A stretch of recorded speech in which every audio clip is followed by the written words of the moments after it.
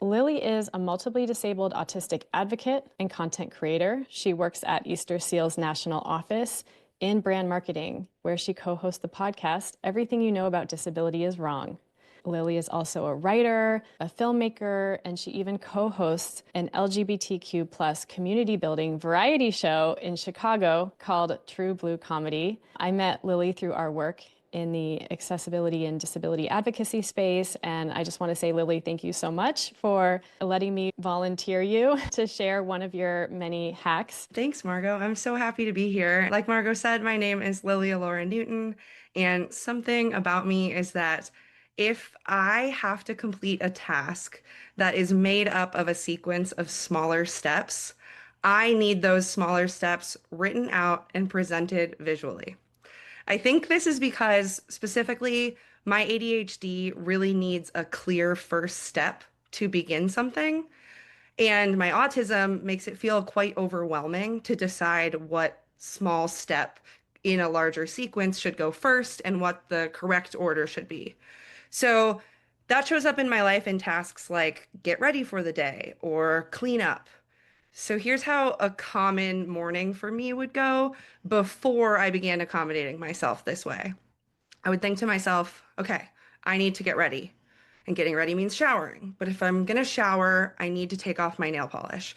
But if I'm going to take off my nail polish, maybe I will need to do, well, okay, maybe I skip the shower and instead I'll just do my skincare. But if I'm going to do my skincare, I should do that face mask before it starts to dry out. And if I'm going to do the face mask, then I need to do that before I do sunscreen. And if I'm going to do that, well, when will I take off my nail polish? And so on.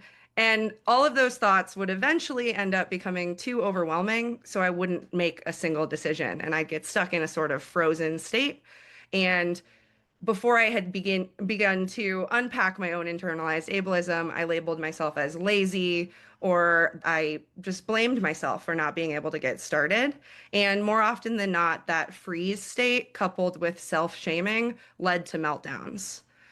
Eventually, I realized that this was not a character flaw I needed to overcome. This was a part of my autistic brain that has a difficult time managing sequencing that I don't need to overcome. I need to accommodate.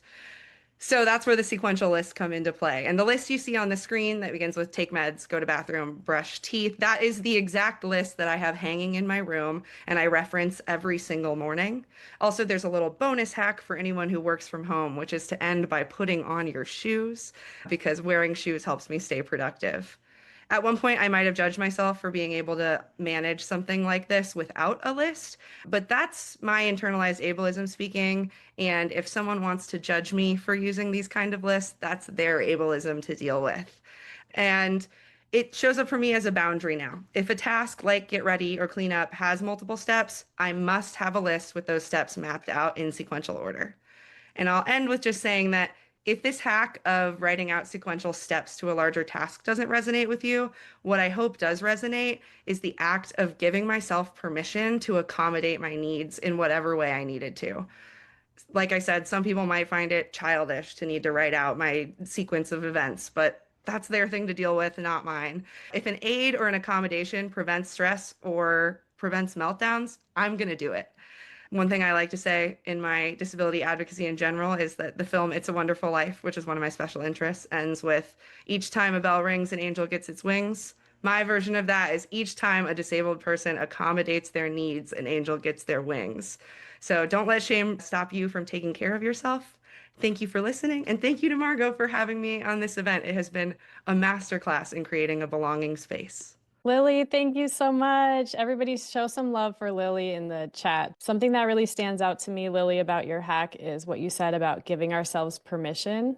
Externally, it may look like, oh, we're successful and we do these hard things out in the world. And then there's things that may be really challenging for us and we don't even give ourselves permission to do them in a different way or to do the things we need to do to support ourselves. So thank you for sharing this example.